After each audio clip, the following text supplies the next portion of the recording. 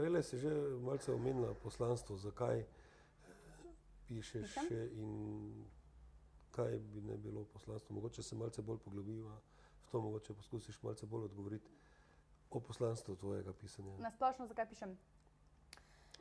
Ali pa celo, ja, seveda. Ja, zdaj, en del je tisti, ko pišem zase in zato, ker imam potrebo potem, da zadeve dam ven iz sebe in iz svoje domišljije. Drugi del je pa ta, ko želim pisati o zadevah, ki niso tako poznane med ljudmi, in ker želim to predati drugim, predati naprej, spodbuditi tudi neko razmišljanje o tem, pogovarjanje o tem, morda kritično razmišljanje o tem.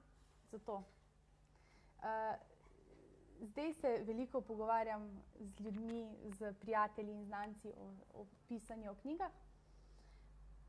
Pa sem se ravno zadnjič s sodelavko pogovarjala in sem ugotovila, da v bistvu morda, če nekdo misli, da je odprt in dojemljiv za drugačne zadeve, mogoče mora prebrati mojo knjigo pa se vprašati še enkrat, preveriti, če je res. Res. Sem ugotovila, da to je kar taka dobra.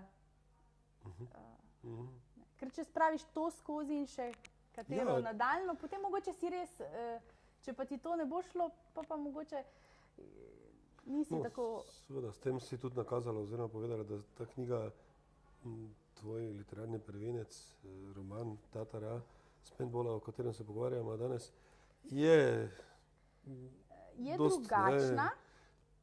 Dost ima neke take tematike, seveda je tudi veliko erotičnih zadev, ker pač je tudi to del nečesa... Širi meje na nek način v slovenski literaturi. Hkrati pa, vidiš, to je dobro... Slovenski javni besedi.